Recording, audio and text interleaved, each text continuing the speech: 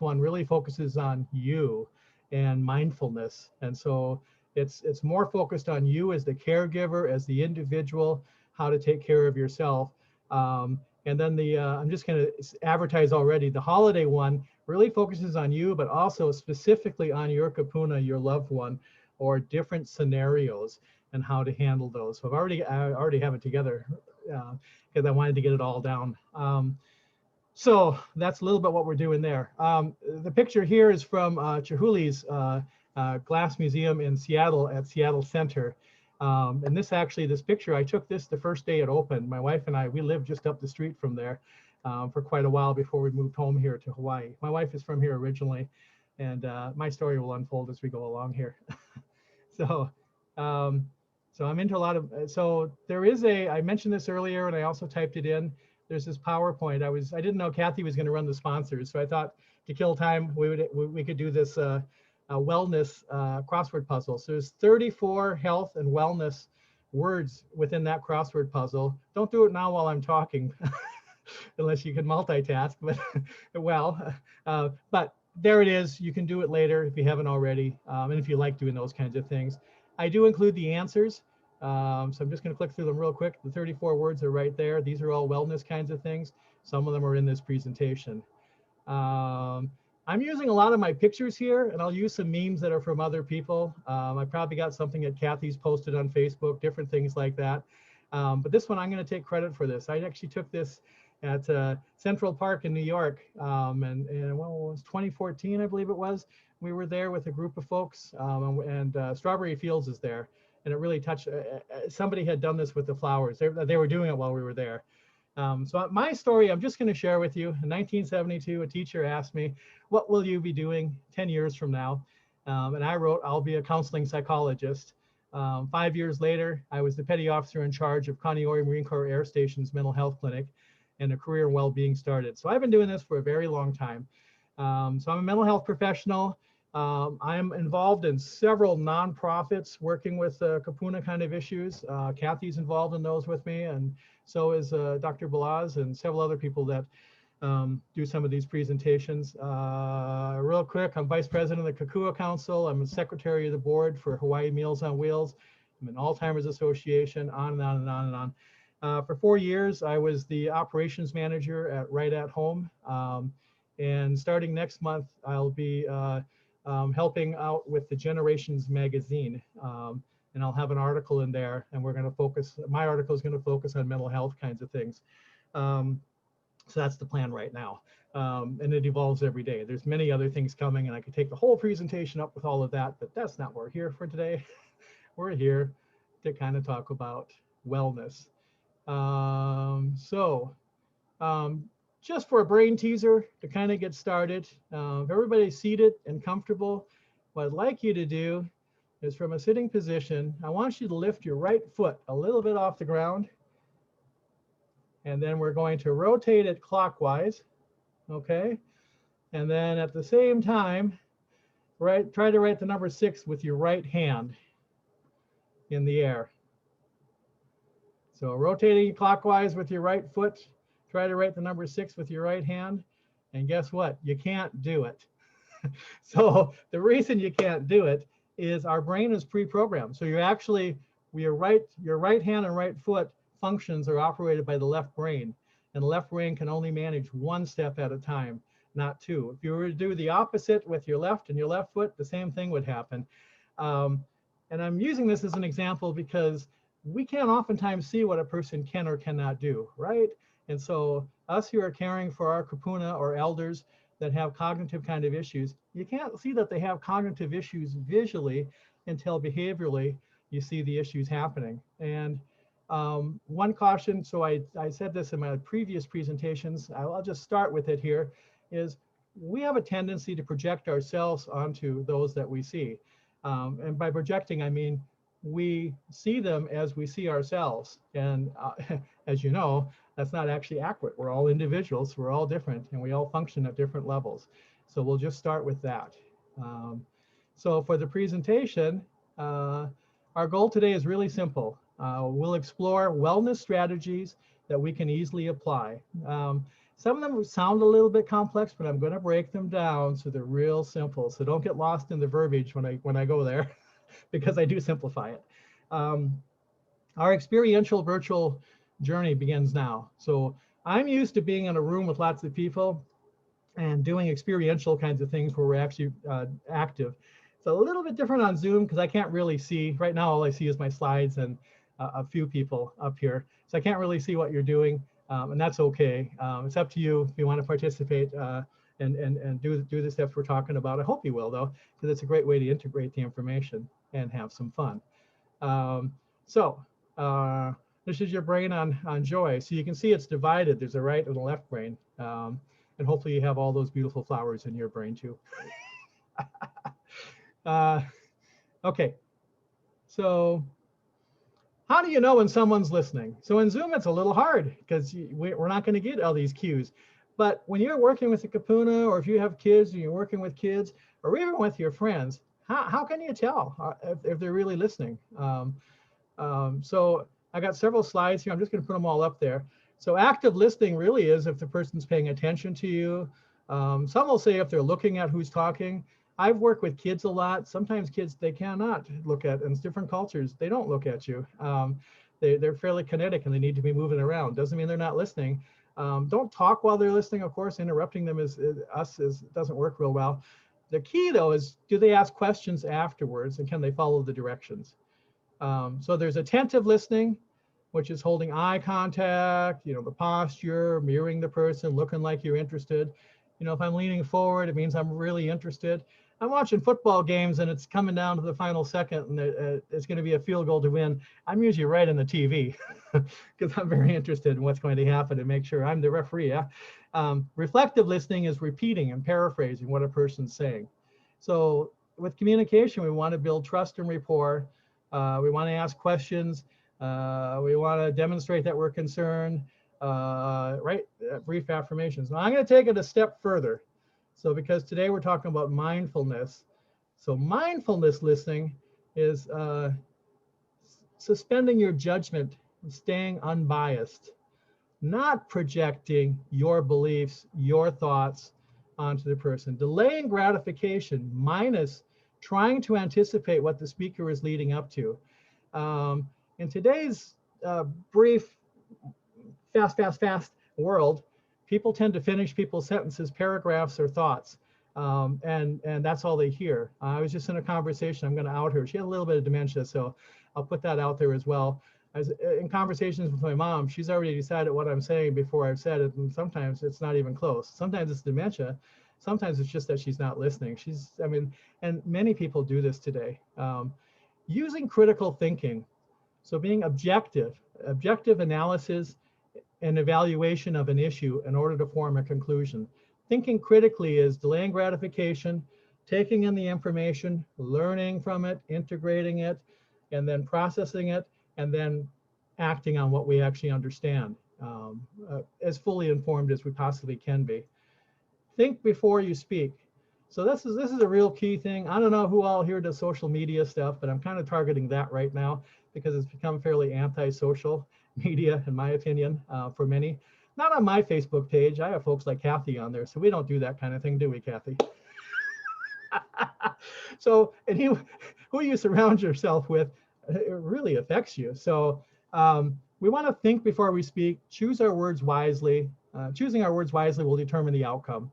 So if you're in a conversation looking for an argument, anybody can create an argument at any time just by what they say. Now, this applies to our Kapuna as well, of course. So there's cognitive issues. Now, they might say something that not so nice, might even be off base. How we respond to it's gonna be a real key. So I'm gonna give you a little bit of that today too. Paraphrasing. So this is really key. Paraphrasing, summarizing what you heard so the speaker knows you understand. Stating what you heard into your own words helps integrate the message. So again, if you're in the dementia realm and the person really isn't understanding what you're saying, repeating what you're doing or what you're hearing can be very important just for yourself to hear that you understand what it is that you're doing or that you're trying to sort out with the person what's happening. This paraphrasing, this is real key. When I was in graduate school at University of Oregon, counseling psychology was what I was working on. There was an orientation at the beginning that I wish I'd had way back in life, which basically talked about when you're learning something. So what you're learning here today, what we talk about today, if you later on just take the words that you've heard me say or the PowerPoint and write it out into your own words, paraphrase it, what happens is the brain integrates that information and you learn it much better. So for your kids, you know, as they're virtual learning or whatever they're learning, it's really important that they put it into their own words. That's why, you know, we come home from work or from school, we say, how was your day today? What happened? That's a time to paraphrase what kind of went down during the day. It's really cool. I just had a 3-year-old explaining that they were watching the Manoa fire with their dad and their uncle the other day, and he was breaking it down for us, what he observed. It was just fascinating, right? So paraphrasing, real important. That also then opens things up for communication, okay? If you're trying to problem solve, if you can paraphrase what someone's saying, they understand that you've heard them, and that opens the door then that you can work on things together. Okay, so which leads us to conflict management assessment style. So conflict management styles. This is an assessment I've been using for a few years. I have other stuff around conflict management styles that has more conflicts in there, but I like this because it gives you a chance to answer the questions. And you can do this if you haven't done it already. You can do it afterwards. It's fine. But I would recommend, if you have the time, fill it out. It's brief. It's only 15 questions, and then you're going to score it right here.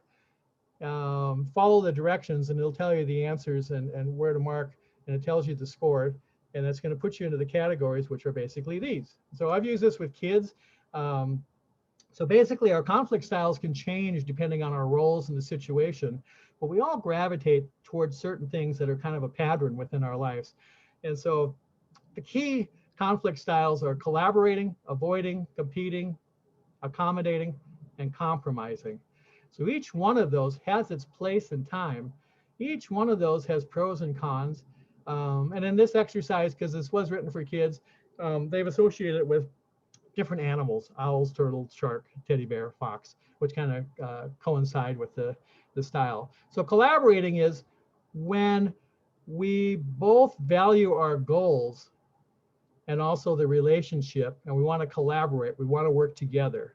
So collaborating is, you know, maybe my business needs help from another business. We want to collaborate as to how to do things together, but we both, of course, want to still, you know, get paid or get credit or keep our clients, but we want to team together. So we collaborate. We work on it to seek a solution that satisfies both people involved. Okay, collaborating is a great strategy when you have time to do that and when it fits and when it works.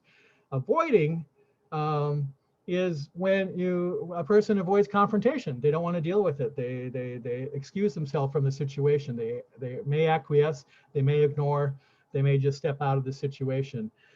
Avoiding, there's some real key times that that's good, and there's times that it's problematic. So I always say, if it's a one-time deal, you're driving down the highway, somebody cuts you off, they honk their horn at you because you're going too slow, they think, and they maybe, you know, wave the bird at you or something like that.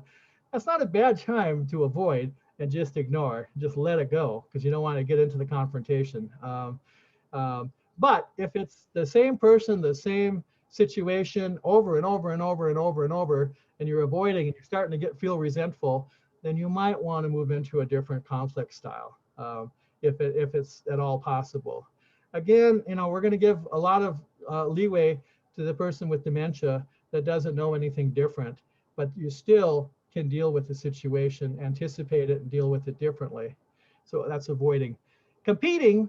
So competing comes off the way, every time I see competing, it comes off with negative connotations. It actually has its place and also does not. So competing is when the person values their goal over the relationship, and they're going to force or make something happen because it's just what they think needs to go on. So I would say, folks that are parents, you've all done competing before, setting curfews, telling your child when they need to be home, telling the child that the TV needs to go off till the homework is done. In the enforcement world, you know, we have stop signs, we have different signals, we have rules. Those are all basically come from competing, which tries to help add structure to life. But when competing is someone telling you that you're going to do it their way or no way, and it doesn't always make sense, or you think that, well, I would like to have some say in this, that's where it kind of comes off in a bad kind of way.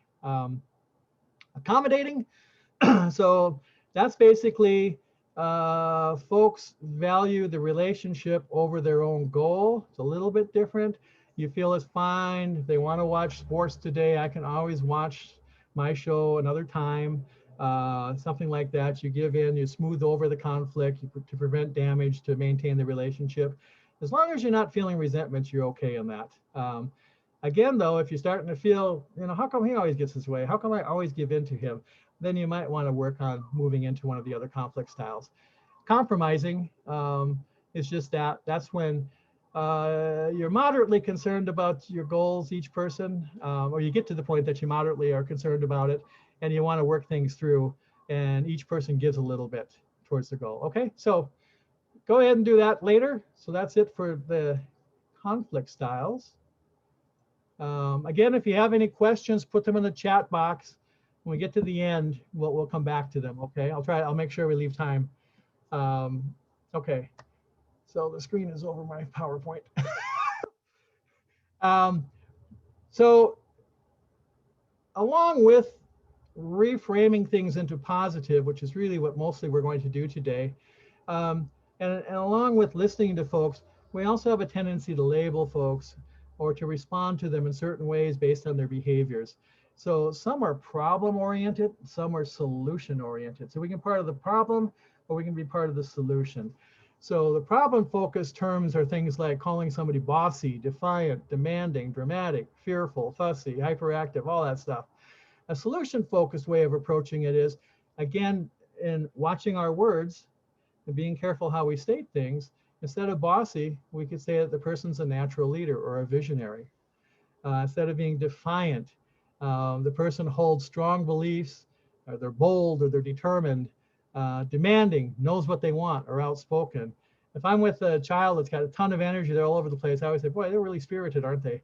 There's ways to state things that doesn't put somebody on the defense or put them down. So that's I'm not going to read them all. You have them right there in your PowerPoint. And your PowerPoint's in your email from Kathy also, if you don't have it handy. All right. So I'm oftentimes asked, because I do a lot with Kupuna, what kind of things, what kind of issues do Kupuna have, our elders have? And I always say there's loneliness, hydration, and movement, just to name 3. And right now, I thought for this presentation, really important to talk about loneliness, because we've been social distancing for 6 months already. And even though things have opened up yet, our Kupuna, it's still not safe for them to go out. Some folks, even before COVID-19 started, of course, because of being elders, they're homebound anyway. But now we've added this to even more folks. And so this first slide that I have up here was before COVID-19. So lonely seniors have 59% risk of physical or mental health decline.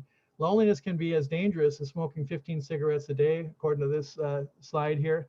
The rate of depression in seniors who live in residential care facilities has been recorded as high as 44%.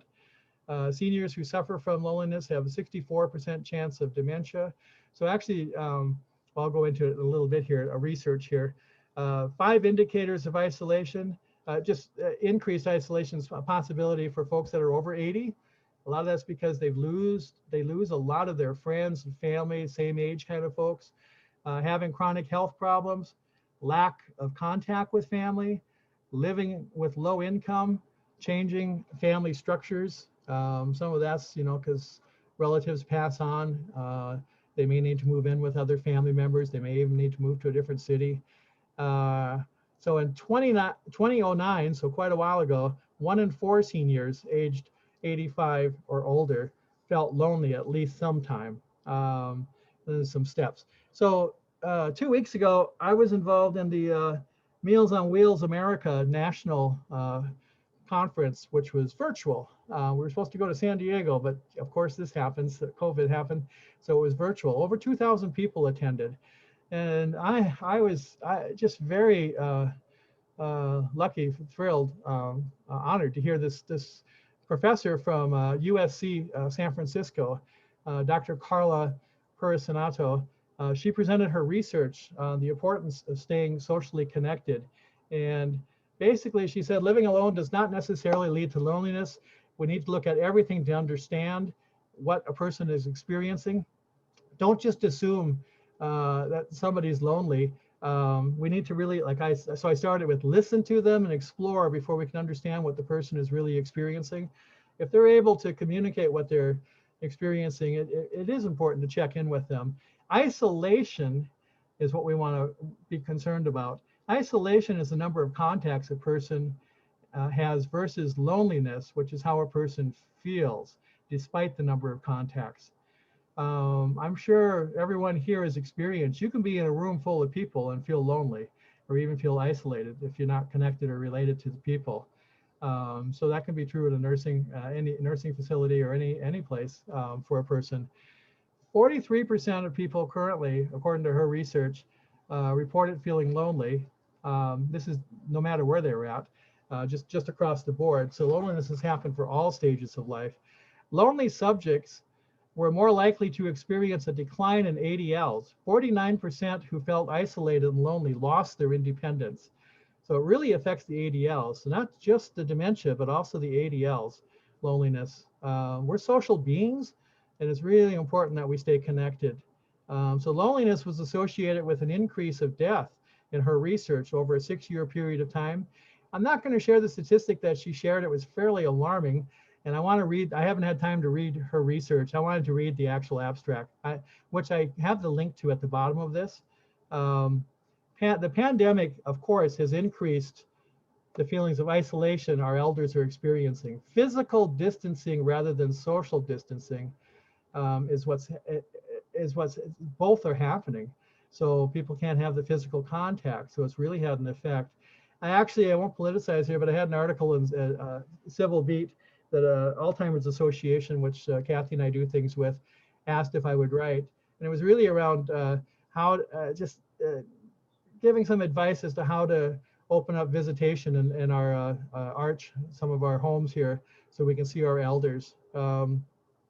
Social detriments of health are crucial to physical and mental health outcomes. Oops, and the research is at the bottom, and it clicked too fast. This little meme back here with a take a smile. This is from one of my group rooms in Seattle. We used to have 50 to 70 cognitively disabled, mentally ill clients in 3 different sites show up. It'd be like 50 to 70 people would show up 4 days a week for our groups there. And so I had this up there that people could take a smile. I used to have to put it back up at the end of the day because everybody would take, they would hoard them. They would take so many smiles, which was great. So smiling, this is something as simple as smiling offers a mood boost. It helps our bodies release cortisol and endorphins that provide numerous health benefits, including reduced high blood pressure, reduced blood pressure, increased endurance, reduced pain, reduced stress. So dopamine and serotonin are kind of your happy hormones. Strengthened immune system improves people's attitudes. I would just add here, many research have shown 80% of our illnesses have been correlated with stress and unmanaged stress. And so managing stress becomes very, very important. I don't know, everyone's sitting there as an experiential exercise. If we just smile right now, you can feel what it does to our body, especially if the smile is sincere. So smiling is just one really simple thing that we can do. Okay, so this is kind of trending on Facebook right now. It came from, originally the person that sent it to me was a administrator, my cousin-in-law, who's an administrator at Joseph Campbell. They brought balloons to a school, and this is of course before COVID, you can't do this right now, but they brought balloons to a school. Once one was given to every student who had to inflate it, write their name on it, and throw it in the hallway. So there you go. Hallway full of balloons. I don't know if anybody's seen this out there. The professor then, so the teacher asked them to mix, he mixed all the balloons up, and the students were given 5 minutes to find their balloon. Despite a hectic search, no one could find a balloon. They couldn't find their own balloon. At that point, the professor told the students to take the first balloon that they found and hand it to the person whose name was written on it. Within 5 minutes, everybody had their balloon. So the professor told the students, these balloons are like happiness. We will never find it if everyone is looking for their own. But if we care about other people's happiness, we'll find ours too. So this has so many messages in it. And the reason I added it to this presentation is for those that are caring for someone, that's what this is. Each presentation I also add, some of us are the chosen one that are in this field or doing what we're doing because we really do care and we're really trying to help out.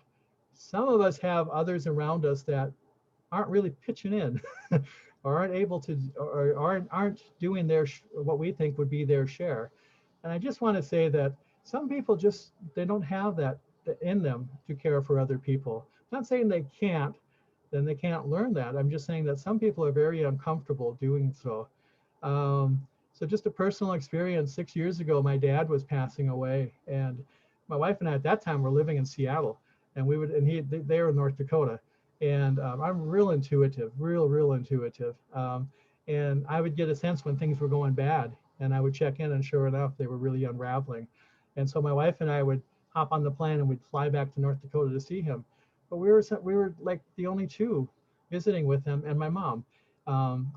There's 5 siblings in our family, and they weren't doing the same. And later, you know, I just noted that.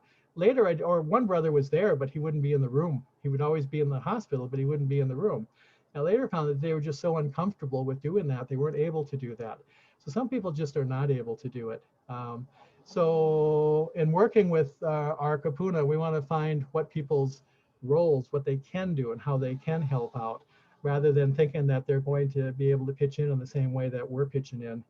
I hired caregivers for many years, and it's, you know, there's some things we can teach, but there's some things that are just innate that the person has or they don't have. And so that's very important, okay? So happiness, a lot of people search for happiness. And another little page of what I've found is service above self is what gives me happiness. And that's just where my soul is. This picture behind me is, that is Centennial Park. Our Rotary built that park in Waikiki. And we finally got to the point that we were able to be down there last weekend planting over 5,000 shrubs and over 200 trees to pull the park together under COVID construction rules, basically, social distancing, masks, the whole 9 yards. It's taken, I think, like 10 years to build this park. It was so remarkable to see the park finally come together. And that's where a lot of happiness comes from, doing things like that, doing things that you do as caregivers. I think gives us a lot of pride, a lot of happiness, and yes, a lot of stress, and it's a lot of work. All right, so this here is the happiest guy I've ever met in my life. I'm just gonna,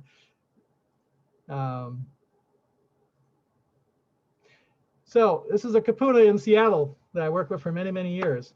His story is one of the hardest stories I've ever heard in my life, yet he is the happiest, carefree guy I've ever known. And you can see people behind him that are smiling. This is in one of our group rooms. This is while we're waiting for rides to come at the end of the day. So I always say smile, and the whole world smiles with you. So bringing us back to happiness and smiling. All right, so let's add the next layer. What's also important is resiliency. And here are 7 steps towards resiliency. So I always say, you see I had it bouncing in. If you can bounce well, you can do okay. So accept the current state. Some things just are what they are. Could you or I change what's happening with this virus pandemic that's out there? well, we can do our part, but short of wearing a mask, I can't make anybody else to wear a mask if they don't want to. Uh, I can say I wish they would. I can stay away from them, but we got to accept the current state. Take care of yourself and your relationships. So taking care of what you can take care of, which is yourself. So in the last presentation, I said life is 10% what happens and 90% how we respond to it. So it's really important for us to take care of ourselves and those that we're responsible for, our kids, our kapuna, whatever our charge is. My job as a mental health professional, I did the best I could do to take care of all the clients and all the collaterals that I worked with. But what they did was still up to them. I mean, all I could do is give them, like here, I'll just throw this in there. I'm going to share with you a lot of tools. I live by these tools myself, but we're all human. We're going to do what we're going to do with these tools. See, like Noah here in the water, he could have maybe built himself a stand so he didn't have to be waist deep in the water, right? But he's recognize your own strengths. So just know what your strengths are and then set limits around that. Know your limits and set your limits. Find your sense of humor. Again, I find that that's just so key. Forgive yourself and others. So forgiveness is huge. Doesn't mean that we accept what they're doing is okay, but we forgive them for being where they are and who they are with what's happening for them. And then find meaning. So finding meaning is really just learning from the situations for a number of reasons. Most importantly, so that if it's an uncomfortable situation that we need to solve or work our way through, so we understand how to do that. But also, if it's a recurring situation, find the meaning in that. Why does that continue to happen? So you can understand and you can anticipate and you can figure out how to work with that. So find meaning. So like if you're a kapuna at 1 o'clock, or maybe they have sundowners, and so in the evenings they're really, really rough. The evenings are really, really rough. So maybe we find the meaning in that. What's happening with that? Are there some things we can do, to shift things a little bit? Talking to the doctor about, are there different times we could give the medications that would change that? Finding the meaning, trying to understand things. Okay. So resiliency. Those are the 7 steps in resiliency. Okay. The really happy person is the one who can enjoy the scenery on a detour. So this is the Crescent Lake in Olympic Peninsula, Washington. And my wife and I used to go there when we lived in Washington she was there 27 years. So for about 20 years, every summer we'd spend a week or two at the Crescent Lake Lodge. There's no internet connection there. There's no television there. It's just you and nature in the Olympic Mountain Peninsula. It's just beautiful. And there's this wonderful trail, about a 5-mile trail that connects actually with a huge trail. And this is on the trail right in front of the lodge. This guy was fly fishing. So it was it's a very, soothing, spiritual, wonderful place. It's so quiet there. You can hear a bird drop in the water, when they land, kind of thing. Just no stars everywhere. Actually, we like to go in August because there was a meteor showers that would happen. So they'd be shooting stars all over the place. Just beautiful. But detours happen all the time. So it's not what we have in life, but who we have in our life that matters. And so in the end, just 3 things really matter: how well we have lived, how well we have loved, and how well we have learned to let go. So letting go is huge. There's a lot of bumps in the road, and if we hang on to them and make them into, huge issues and do battle with them, they will eat us up and spit us out. It's not to say that we don't try to problem solve around them, but we need to let go of the energy, the negative energy that pulls us down, that keeps us from working these things through. We are human though. So I always say breathe, aloha, love, honor, and cherish. So we are very, very fortunate we live Hawaii. The aloha spirit is alive here in so many incredible ways, and just seeing that, experiencing that, and living that lifestyle is really quite magical. Um, and that's who we are. Um, okay, meditation. I don't know who all here meditates, but meditation brings wisdom. This is another Crescent Lake shot. This is at the other end of the lake. That's my wife sitting there. She actually is meditating. So easy to do there. What I'd like to do right now is a guided progressive relaxation exercise. Um, for the November presentation, I'm hoping to have a 14-minute relaxation video that I'll run that Kathy helped me make. I'm just waiting for it to be finalized. It's kind of exciting because it has Stephen Helpram's Spectrum Suite in the background, and he's actually authorizing it. We're just waiting for his authorization. He's already approved it, but he has to authorize the latest version of it before I can actually use it. So I'm hoping for the holiday survival kit that we can do that exercise. I think we'll all need it by that point. For right now, what I'm going to do is have you again get comfortable. And then when I tell you, I'm going to have you close your eyes, and we're going to have let our minds go blank. Just let go of everything. And we're going to concentrate on slowing our breathing. And then I'm going to do just a little bit of muscle relaxation. And what I'm going to do is when I get to the muscle relaxation, I'm going to have us take our hands and make fists out of them and squeeze them tighter and tighter and tighter as we've inhaled. And when we exhale, we're going to relax our hands and imagine all of our stress leaving, just letting it go. That's how we're going to let go. And in reality, in the actual full exercise, what I do is I start with our feet, go up to our calf, our thighs. I work our way all the way up to our head, do all the muscle regions, tensing them up and relaxing them. It's very relaxing. And you can do that later if you like. And that's not my exercise. I'm not going to take up the full time with this doing that. I'll just do an abbreviated version of the muscle relaxation. And then we do imagery where we imagine a relaxing place. And then after that, we say to ourselves, I feel relaxed and ready to continue my day. And then we slowly open our eyes and we resume the presentation. I'm just going to take like 2 minutes, if you don't mind, just to do a little progressive relaxation with this. I know you all just woke up, so I trust that nobody will fall asleep here. This is to energize us. And so get comfortable, close your eyes, let your mind go blank as you concentrate on your breathing.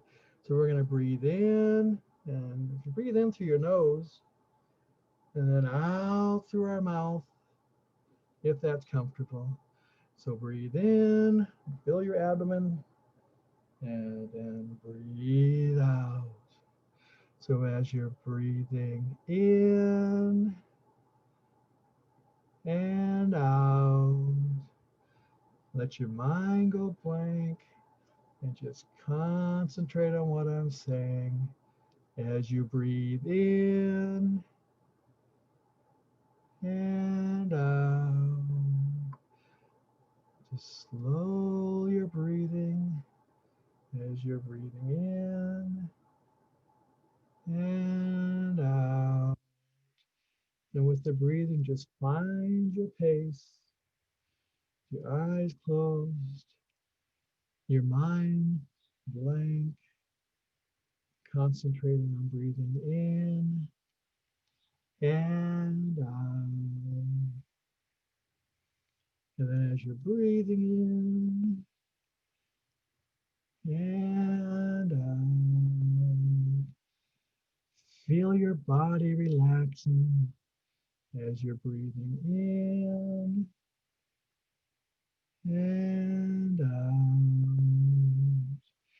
And then as you're breathing, we'll move to muscle relaxation. Just take your hands as you breathe in and out. Make fists with your hands and squeeze your fist tighter and tighter, just as tight as you can stand it as you breathe in. And when you're ready, breathe out and open your hands and let all the stress go out your hands as you breathe in and out. Let's do one other muscle region. Let's just take your shoulders and your neck and squinch them together tighter and tighter. Your shoulders and neck as you breathe in. Squeeze them tighter. Hold them just as tight as you can. And then when you're ready, breathe out and relax your shoulders and your neck muscle. Imagine all the tension leaving as you breathe in and out. Feel how relaxed those muscle regions feel as you breathe in and out. Next, I'd like you to imagine a relaxing place. Just visualize a relaxing place as you breathe in and out. See yourself in that relaxing place as you breathe in and out. Look around that relaxing place and just experience the beauty, the spirituality, the feelings that that relaxing place gives you. Hear the sounds of that relaxing place as you're breathing in and out.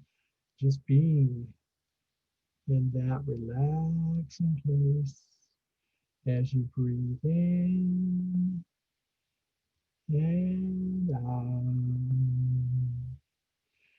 And then continue to breathe in and out and experience the relaxing place. And then when you're ready, just say to yourself, I feel relaxed and ready to continue my day as you continue to breathe in and out.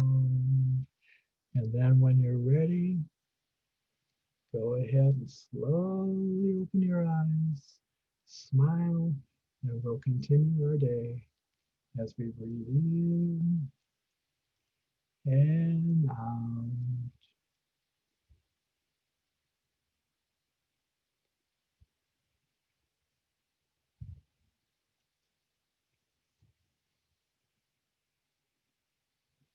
Okay, everybody, wake up now. Okay, we'll continue. You can in the chat box if you like, go ahead and just note how that was for you. I'm sure some of you have done relaxation, progressive relaxation things before. Naturally, that's the beginning stage to going into meditation. There is so much I could talk about with progressive relaxation. I've been using it for many, many, many years. Back when I was at Kaneohe Marine Corps Air Station, my docs would come, one doc a day would come over to Kaneohe, to the Marine base, and share, or would see clients. And once a week, I would go to Pearl Harbor for staff meetings. And one day I was at Pearl Harbor and they had this brand new machine. This would have been 78. And it was a biofeedback machine, which is basically EKG. And we were all playing around with it. And that's where my start with progressive relaxation kind of happened. Also, I graduated from Chaminade in psychology with a minor in criminal justice. And Mitzi Simonelli used to teach wellness stuff, which is the beginning of the wellness stuff. So progressive relaxation, been doing it for many, many, many years. It's a beautiful tool. When things get really stressful, if we just close our eyes for a couple minutes, it's going to help us slow our breathing and kind of get centered. Sometimes we can't close our eyes, so just breathing helps. In the previous presentation, I talked about what does the brain need to think clearly, and the answer is oxygen. And there's a flight or fright kind of innate tendency that we all have. When things get tense, our breathing shortens because we're getting ready to react. Problem with that is we're not getting oxygen to our brain, so it's hard to think clearly. So when we get stressed or overwhelmed, that becomes a real issue. So if we just sometimes take 5 deep, slow breaths, we're going to think clearer. We can work things out. With the imagery, Well, the muscle relaxation, I played a lot of sports in school, so I'm all banged up. I'm all kinked up. That shoulder one was for me just to loosen up. That's why I thought it'd be kind of fun to do it with you. Um, so stretching our muscles is very, very important to relaxation. It actually opens it up for to be oxygenated as well.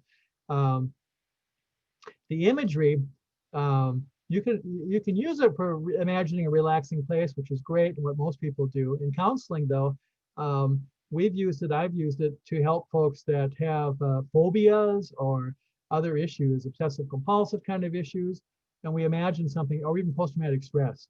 So we imagine things and we change, if you will, the script. We end differently. We walk through it, the path, the journey, in the way that we would prefer to walk through it than when we are walking through it. And we do it in stages through imagery. And within that, we have, it's kind of complex, but we also measure what our emotions, what's happening with our emotions at the time we're doing that. If we're not ready, if we're going too fast, then we need to step it back, and we do. And so we have safeguards built into it. So we'll use it that way as well. So imagery is pretty powerful. Okay, so I'm not having any luck getting my chat box, so I'm not seeing anything. So Kathy, do we have things in the chat box that are key to progressive relaxation? There's a lot of compliments on the relaxation technique you just did. Okay. Well, thank you, everyone. So you know what? When we actually get the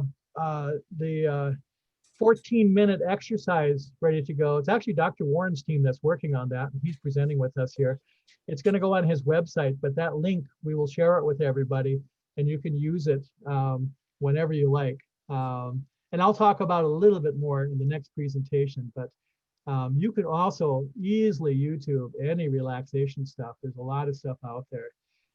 I just recommend personally that you do some breathing for a few minutes a day, every day. And most certainly it's a PRN, if you will, as needed when you can. You can't always close your eyes and breathe. If you're driving and you're stressed out in traffic, don't close your eyes. I just say to close your eyes. Not a good idea. But you can breathe. Okay.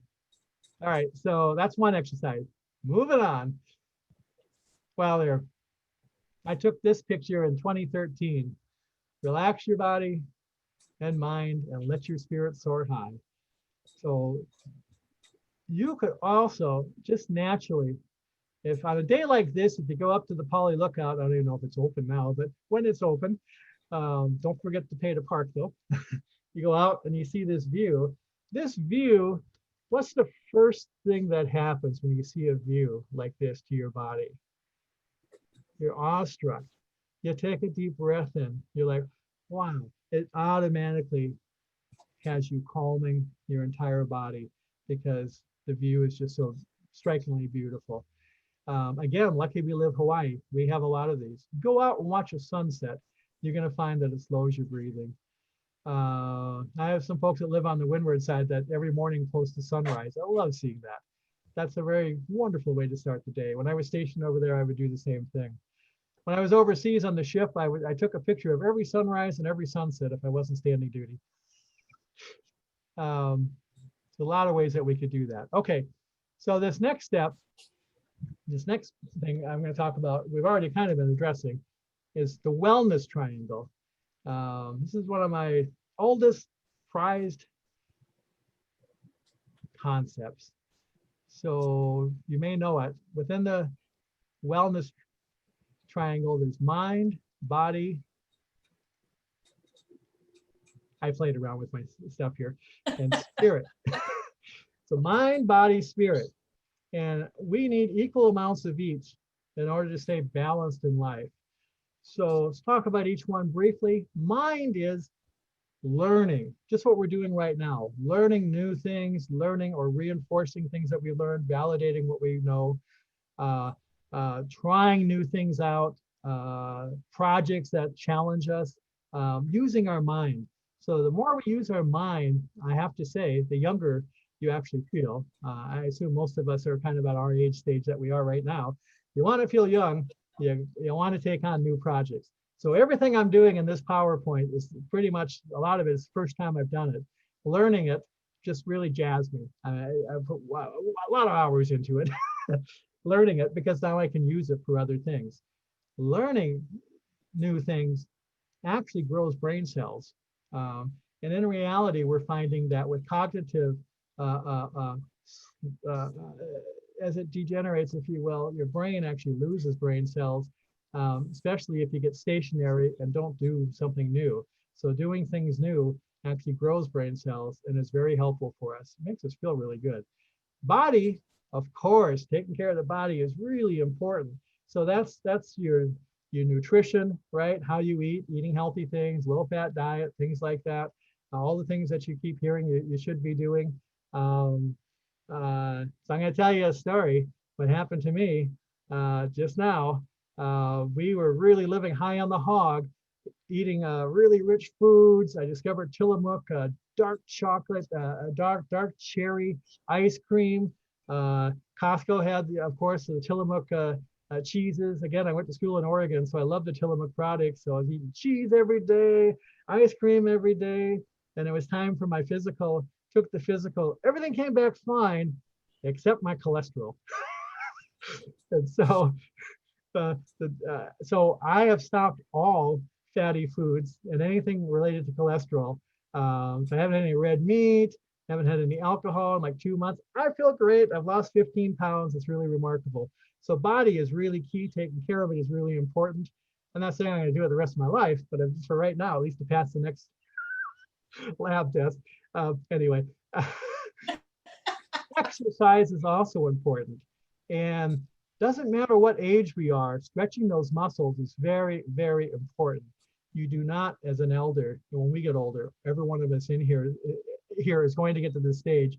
Atrophy is like the last thing you want to have happen. That's where your muscle freezes up. So movement is very, very important. So they recommend that we move at least 30 minutes a day. I say even 15 or 20 is helpful. Um, and it doesn't mean that you have to. I have an exercise bike. I put my bike, my old 10-speed up on a rack. My wife, we're about to put hers up on a rack. I just pedal it every day for as long as I have time to, as long as I can stand to. Um, and it makes a big difference in the day. But going for a walk, going swimming, so many things we can do. You don't have to pay for an expensive, membership for a club, but if you need the guidance, that's great too. But our kapuna, or as we get older, stretching the muscles is important as well. So yoga kinds of things, massage, anything that moves the muscle, body, okay? Um, hydrating is really important too. So they recommend at least eight ounces of glasses of water a day. You know what your body can manage. I always say, and right now, if my tongue is getting dry, it means I'm dehydrated. So I'm gonna have a little water, right? Very, very important. Um, my mom was ending up in the emergency room quite a bit because she was calling them panic attacks, but really what it was she wasn't drinking any water, so she was dehydrated, and so she'd get dizzy. So we finally figured that out, that she needs to drink water. So now we have water bottles all over the place for her, right? And remind her to drink water. The other key is spirit. So spirit is a huge thing. So that could be Christianity and spirituality related to that, but more so, it's that chicken skin that you get when something is really powerful. When you experience something that's just you're awestruck by. Like right here, this picture above Spirit is Mount Rainier in Washington. This is a hike that we're on, and we turned the corner, and there was a lupine. It was in full bloom. It was the end of July, and the glacier there was just like that. It was like a 92-degree day, I think it was, and really hot. We turned the corner. What was really cool in this particular spot was the breeze was actually coming off of the mountain, so it was carrying the cold air. Nobody wanted to move. Everyone was just standing there trying to cool down because we had a little air conditioning on the hike, right? And that was just like, for me, that was just like the spiritual moment because we were all just connected to nature, nature's glory, and experiencing, a natural air conditioner with all of its beauty. So I clicked that picture just to remind myself of that moment. On the left of the picture is balloons. These balloons were going up during a John Fogerty concert at the Chateau Ste. Michelle Winery in Woodinville, Washington. It's a beautiful winery, and they have a summer concert series there. And about 5 o'clock in the evening, the balloons all take off, many of them. And then the next thing that happens is the sun sets right there. It's just beautiful while the concert's going on. For me, those are spiritual moments. But other spiritual moments could be walking in a forest, a bamboo forest or a forest, or, just so many things, or even being with someone that I just really love being with and having like those magical moments. Um, so spirit is very important as well. And we all have to find what that spirit means for us. But those three combined are the wellness triangle. Those three alone is what kind of keeps us balanced in life. And if any of those are missing, it's noticed in being just a little bit unbalanced. And so you might want to just be mindful of that, which is what our next stage that we're going to go into will be. So who likes Charlie Brown? I love Charlie Brown. Do you ever think, so Charlie Brown to Linus, do you ever think much about the future, Linus? Oh yes, all the time. What do you think you'd like to be when you grow up? Outrageously happy.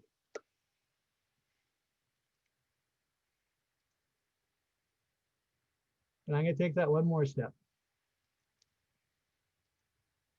So when I was 5 years old, my mother always told me that happiness was the key to life. And it's true. She told me that too. When I went to school, they asked me what I wanted to be when I grew up. I wrote down happy. They told me I didn't understand the assignment. I told them I didn't understand life. It's John Lennon. So John Lennon on October 9th would have been 80 years old. Yeah.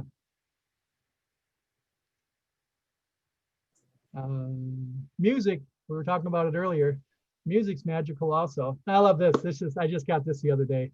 This isn't the mask you wore when you went to this school this morning. No, this is way cooler. I traded mine with Tyler, who traded with Hunter.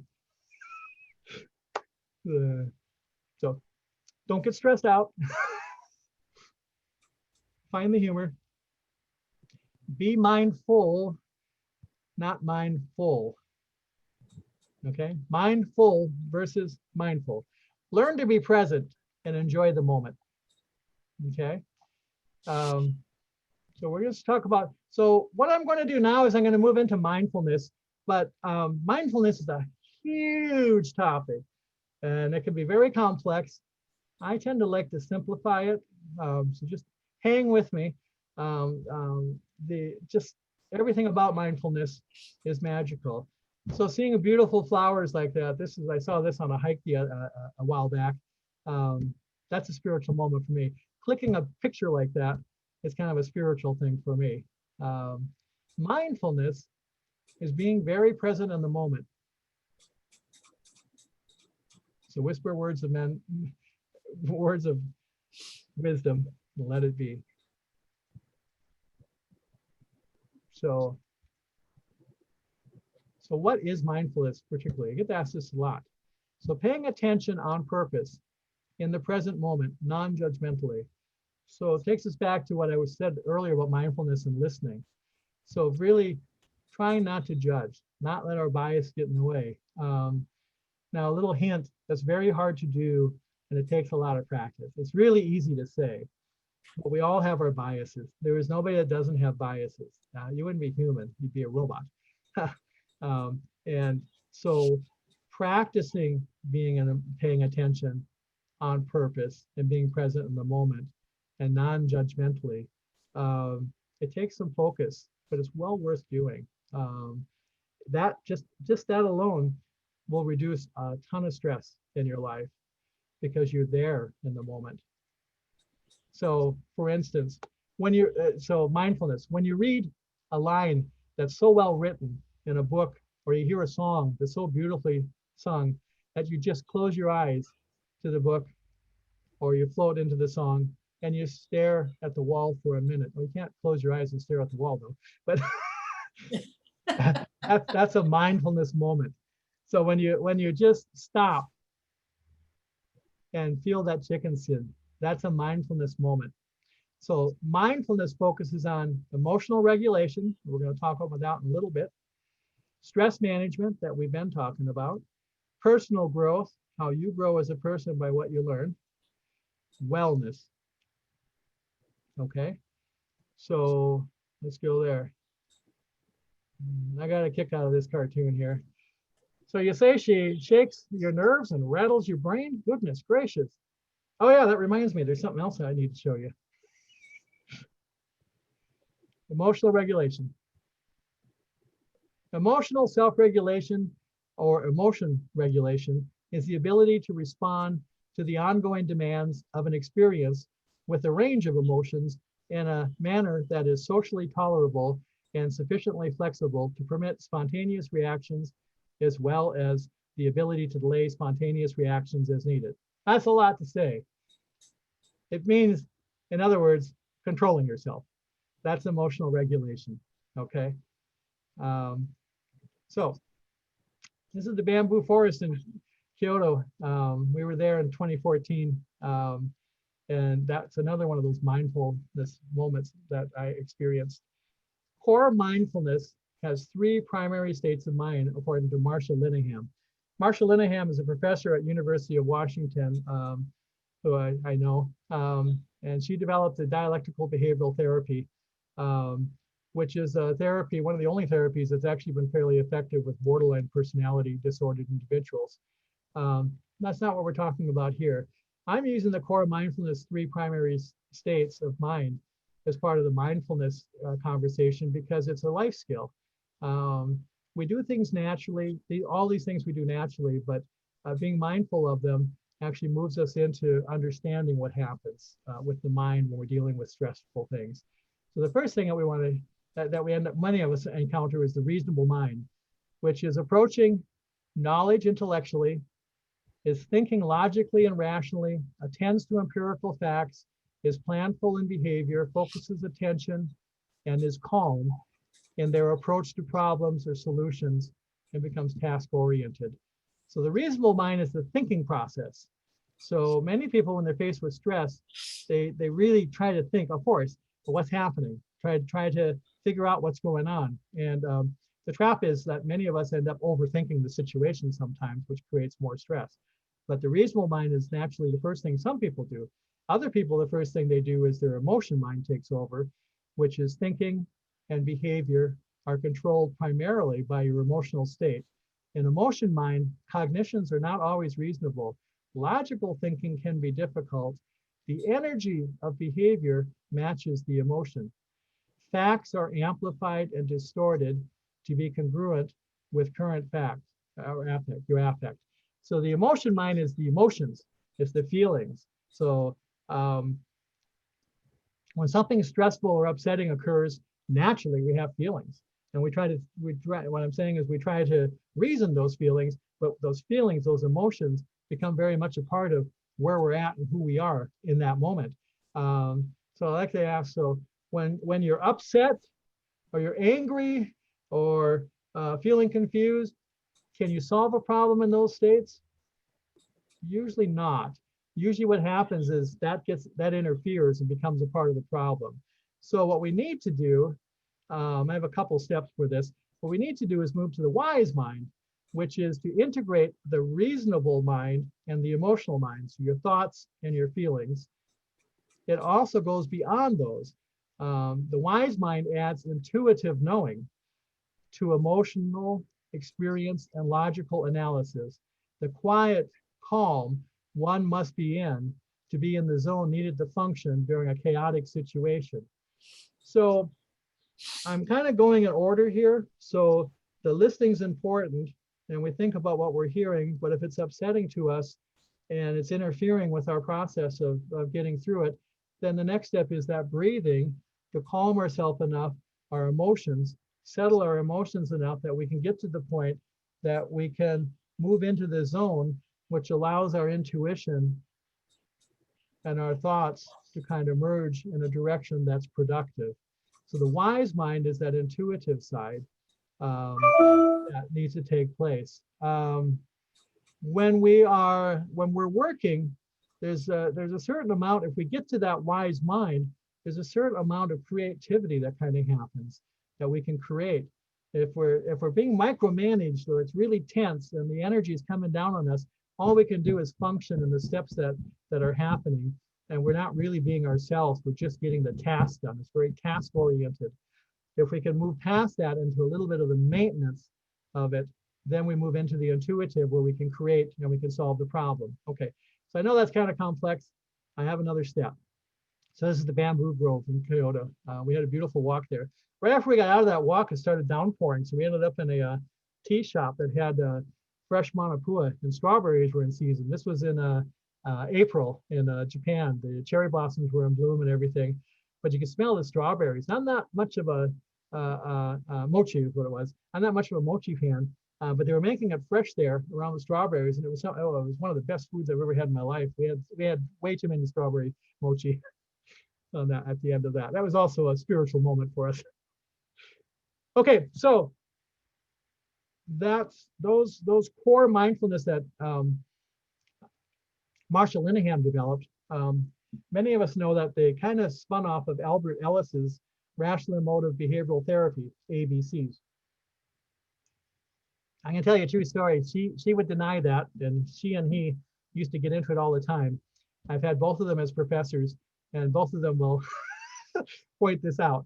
But Albert came first, and he published these ABCs long before the core mindfulness stuff came out.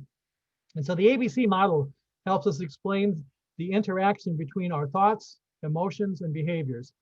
And so positive reframing is what Albert developed. And so he has A, B, C, and then I had D, E, F, or we had all of those. A is the activating event.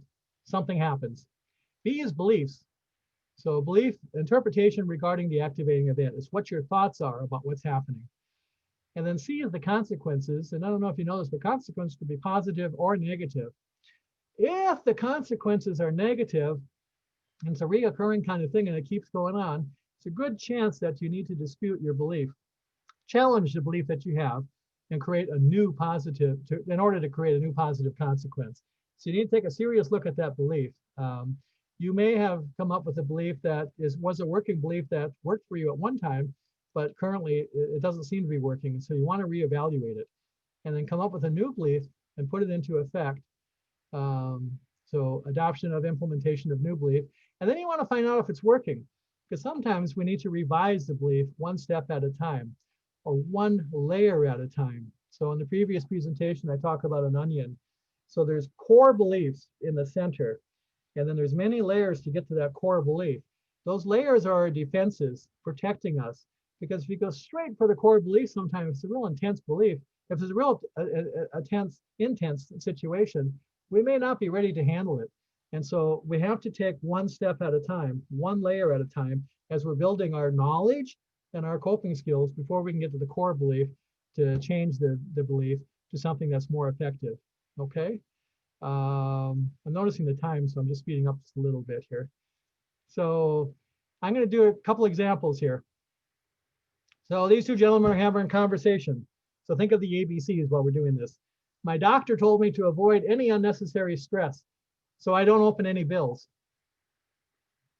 So his belief is that he can minimize stress by not looking at any of his bills. And that might work for a little while. Then what happens? Maybe 2-3 months later, suddenly he's got late charges and creditors are coming after him, and now he's really got some stress, right? So in challenging that belief, he might want to, okay, so my budget is a little bit off. I might want to shift that. I'm not real organized. Maybe I need to just set aside one Sunday every month that I pay the bills, come up with a time frame to do that, right? Get organized. There's things that you could do that would work better, right? So that's just one example. Here's another one. Oh, so these are using the ABCs. So letting go. So we've had some losses lately, and we've had some births lately. So sometimes when people pass, it's really hard to let go. So my belief might be I'm afraid and I'm not ready to let go of them. And the result is creating depression, anxiety, irritability. Those are the consequences that I'm currently facing because I'm just having a hard time letting go. It's a natural stage in grief, but it's gone on quite a while. So when I dispute that, I come up with, it's time to move on. Like a waterfall, everything keeps moving. No moment in time can be exactly as it was before, no matter how similar it appears or how much we want it to be the same. So guess what? With this virus, as we come out of it, things are not going to be exactly the same if we want to survive, right? I mean, there are things that we're going to have to change. That's probably going to be a reality. Um, so I get to the point that, okay, so I'm going to put that into effect. I miss them, but I know they'd want me to carry on.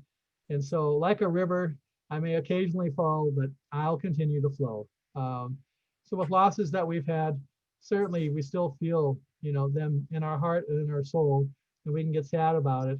We could also just find a way to be just very, very happy that the times that we spent with them and what was remarkable. This here is a Multnomah Falls, Columbia River Gorge. It's just east of Portland on the Columbia River Gorge Highway. It's a beautiful place. One of the last places that I was with my father before he passed away. We took a little trip, and we were walking across the bridge there. My wife actually took the picture. It was a beautiful moment. We're having a great conversation. And so, hanging on to those moments, just is so meaningful. And it's a great way to remember someone and moving on, right? So using the ABCs to kind of help is what I'm saying. So that's again dealing with if we take in the rational mind, the emotional mind, and the wise mind, and get into the intuitive, that I can just experience, that we had some really, really great times together. And I value those very much. We can all do that. Keep looking up. That's the secret to life. Just follow Snoopy. He knows the way. I'm telling you. Snoopy and Linus. All right. So in 2014, again, same trip. It was the cherry blossoms were in full bloom. And I was walking along, and this is what I saw. So I saw the atomic bomb dome, which is the last remaining structure from the nuclear bomb there in Hiroshima, and the cherry blossoms were in full bloom. And it was just, I just think that picture just says a lot. Peace be with you. So just, that's one of those mindful moments that I'm so glad I took that picture, because I relive that every time I show it. So I put it in here for you guys as well to share it.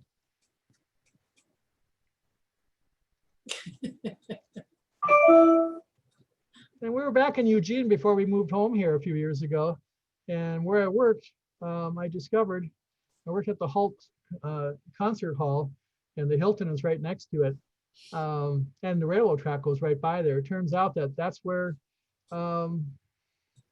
they gathered. They assembled everybody during World War II, during the incarnation, when they sent them off on the trains. Japanese American. So there was a healing stone. So I added that. The world continues to remember and heal. And I'm trying to get to the next, because we're running out of time here. So this is what we're currently dealing with. You can't make us stay inside or wear our masks. So I'm going to shake them up a little, and we're going to hope for the best.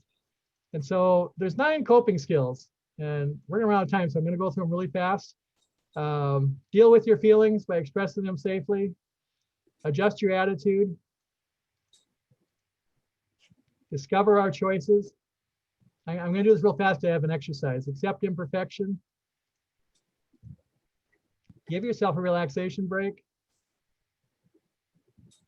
Take things one step at a time. Treat yourself kindly. Plan ahead so you have the tools to complete the task. Ask for help. So I pretty much spent the last session on this. So if you look at that, you'll have it more in full. That's my brother, by the way. We're gonna throw him away though. Okay, so here's the situation. So Chemo is walking his dog, Chico. It's another paradise Hawaii kind of day. And Chico's doing what all dogs do. No fire hydrant, tree, or bush is spared. And we won't even mention the other dogs. Suddenly, a mongoose runs past Chico, and Chico breaks free. And so there he is. So he's off. He's off to the races. Chemo starts running after him, but then stops. Chemo stops, and he sits down, and he pulls out some treats. And Chico skids to a stop and races back to Chemo. Crisis averted. Just another day with Chico. What coping skill did he use? Now, I know I went through them really fast. So everything we just talked about is kind of in this example. So at first, Chemo reacts. Oh my God, my dog's loose, right? He's gonna get hit by a car, or an officer's gonna come by and give me a ticket for an off-leash violation, or what if he catches the mongoose? So I got to get him. And then he realizes I'm not gonna catch him, and I've thought ahead.